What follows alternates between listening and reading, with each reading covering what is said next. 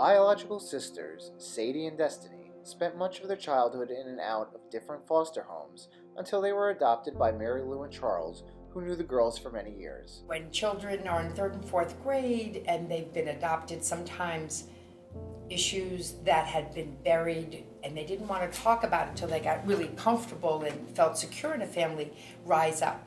And we really needed some help in helping us go through some normal things that kids that have been adopted and feeling secure and also maturing and having other ideas. And we needed some help in helping them understand what was happening, that it was normal for their circumstances. And since I had never adopted any children before, I really didn't know the best ways to proceed. Upon starting with Bergen's Promise, the girls were struggling with stress, defiance, and positive communication between all family members. One of the major components to success was family buy-in. You know, it's not easy to say you need help. And you think, oh, no, I know what I'm doing. I've already done this before. But things change and you have to set back and you really have to be open-minded to new suggestions. And the kids saw that we were open-minded and they took their lead from us. We're open-minded, so they should be open-minded. We all benefited, but all 4 of us did, by having someone come and talk with the girls. And if you all don't buy in, then you're not all going to get something out of it later. And I think that sometimes people internalize and blame themselves for a situation that happens, you know? But this way, when you have the whole family involved, it isn't one person's fault, it's everybody's solution. Bergen's Promise care manager, Tori, was able to help the family build a child and family team. Tori spoke to members of the child and family team weekly to ensure everyone was working cooperatively and sharing the responsibility for applying the wraparound plan.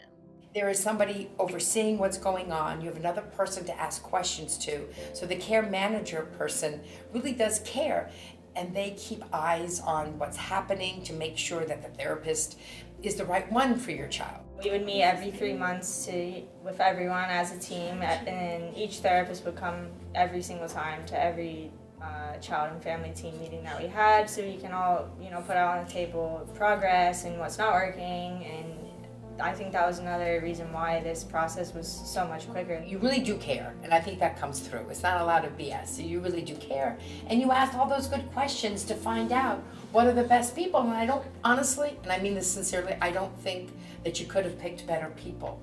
Tori was able to link Sadie and Destiny with their own individual therapists, Henrielle and Ronique, from the Center for Family Wellness.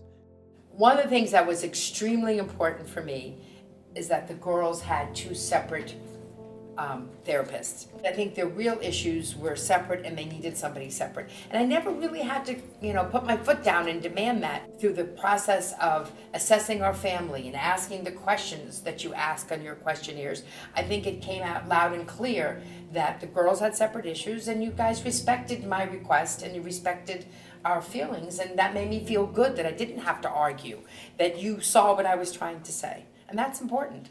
Sometimes hearing strategies of how to deal with a difficult situation coming from a third-party person that they like and they have played games with or they have fun with really made the therapy not necessarily feel like therapy, but really worked in the end.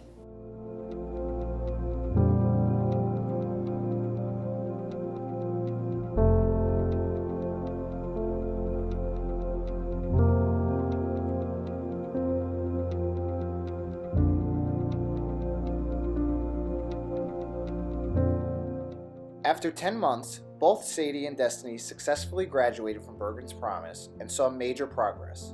Both girls understood their family roles, while the whole family learned how to effectively and positively communicate with one another.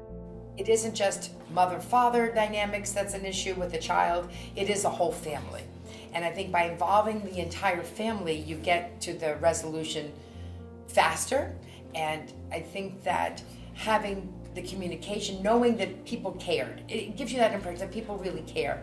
It's that they're checking and then they remember what you say and they'll remember what happened before, and they're all part of the solution. When the therapists come to the house, the kids are disrupted less.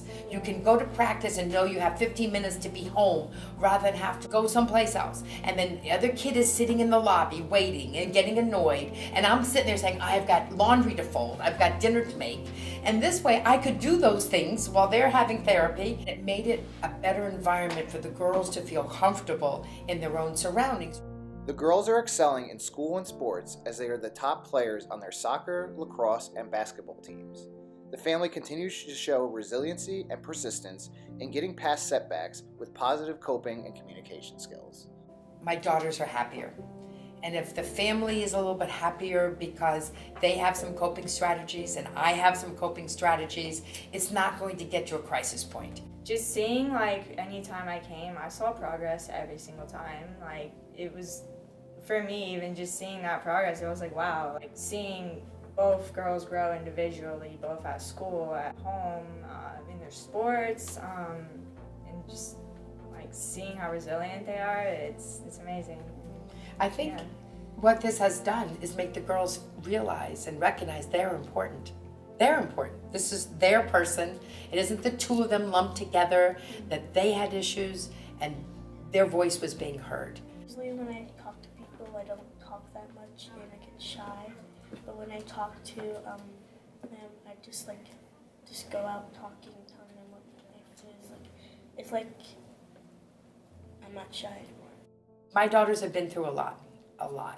And I think they need skills to cope for the rest of their life because we are who we are. We have our memories. We have the experiences that we went through. And I didn't go through some of the experiences. I wasn't there for every experience that they went through in their life. And if they can have coping skills and understanding where they are now and to go forward, I just think it's going to help them be, happy people.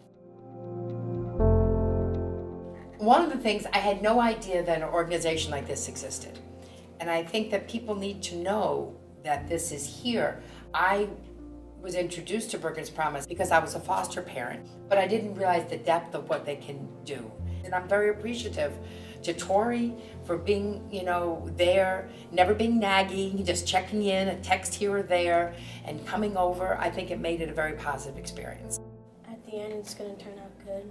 You have to be telling them what's bothering you and then what you want to be helped with.